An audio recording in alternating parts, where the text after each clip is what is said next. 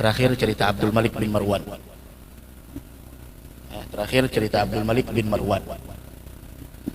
Kata Abdul Malik bin Marwan, ada seorang pemuda datang kepada saya dalam keadaan menangis dan sedih. Maka dia menceritakan apa yang ada di dalam hatinya sambil mengatakan, ya Amirul Mukminin, wahai Amirul Mukminin, inni irtakabtu dzamban 'aziman.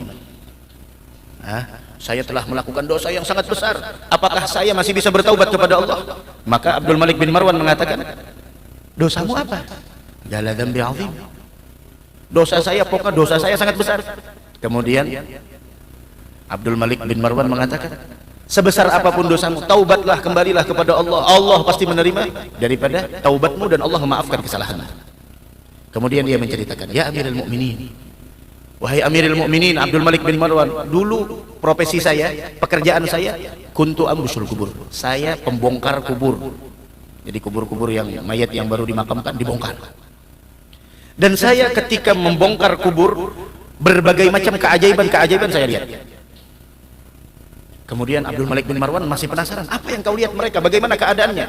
Ya Amirul Mukminin, suatu malam saya bongkar kubur seseorang. Ternyata saya temukan orang yang baru dikuburkan wajahnya berpindah dari kiblat, harusnya menghadap kiblat, berpindah membelakangi kiblat, dan saya takut. Saya takut, mayit ini berpindah kiblat, wajahnya berpindah kiblat. Ketika saya ingin keluar dari kubur tersebut, mendengar sebuah suara. Allah, suara tidak ada orangnya. Suara tersebut mengatakan, yang sumbernya dari kubur tersebut, ala tas'al anil mayyit limadha huwila wajhuhu anil qiblah. Kenapa engkau tidak menanyakan tentang mayit yang kau lihat di hadapanmu, kenapa wajahnya dipalingkan dari kiblat? Kemudian dia dengan penuh ketakutan, limadha huwil, kenapa sampai dipalingkan? Qala li'annahu kana mustakhifan bis shalah, karena selama di dunia dia menganggap enteng dan meremehkan perkara salat. Satu, hada jazaa'un mithluh, ini balasan bagi orang yang meremehkan sholat. Bagaimana orang yang meninggalkan sholat? Saya bongkar lagi di malam berikutnya kubur yang lain, fara'aitu sahibahu qad huwila khinziran. Saya bongkar lagi kubur di malam berikutnya, memang profesinya membongkar kubur. Ketika dia bongkar, dia lihat wajah orang yang dikubur bukan wajah manusia lagi, tapi wajah seekor serigala. Tubuhnya tubuh manusia, tapi wajahnya berubah menjadi wajah seekor serigala. Kemudian dia lihat, dia bongkar kafannya, ternyata di lehernya ada rantai. Fakhiftu, kata beliau, saya takut. Wahai Amirul Mukminin, wa aradtul khuruj, dan kembali saya ingin keluar. Kenapa? Ini manusia jadi-jadian luar biasa. Tangan dibelenggu kakinya, kemudian wajahnya bukan wajah manusia lagi, walaupun batang tubuhnya batang tubuh manusia, tapi wajahnya adalah wajah seekor binatang, yaitu wajah seekor serigala. Saya mendengar lagi dari kubur tersebut, ala tas'al an amalih limadha yu'adzab, apakah engkau tidak menanyakan apa yang dulunya dia lakukan selama di dunia, kenapa dia sampai disiksa seperti ini? Faqultu limadha, dengan penuh ketakutan saya mengatakan, kenapa? Kana yashrabul khamra fid dunya wa mata min ghairi taubah. Ini orang, siksaan bagi orang yang mabuk selama di dunia dan belum sempat bertaubat sebelum meninggal dunia.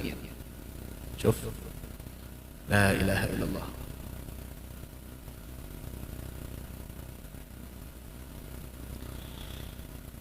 Sampai orang tersebut membongkar lagi kubur yang berikutnya. Saya lihat, wahai Amirul Mukminin, orang tersebut diikat dengan tali dari neraka, dan lisannya itu keluar sampai lisannya tersebut memanjang sampai lisannya tersebut ukhrija lisanahu min ghafar. Ini lisan ditarik dari belakang. Ini diambil lisannya dari belakang sini. Dan saya takut dan saya ingin keluar. Kembali saya dikejutkan dengan suara dari kubur tersebut, ala tas'al an halih, kenapa engkau tidak menanyakan tentang kondisinya? Limadha btuliya, kenapa dia dijadikan seperti itu? Faqultu limadha, kenapa orang ini seperti itu? Dia mengatakan, ini adalah siksaan bagi orang yang tidak teliti dalam buang air kecil. Lihat, ada tahu berdiri, berduduk, lain sebagainya, keperancingan. Wa kana yanggulul hadis bainan nas, dan dia adalah orang yang pekerjaannya selama di dunia adu domba. Ini sini dan sebagainya.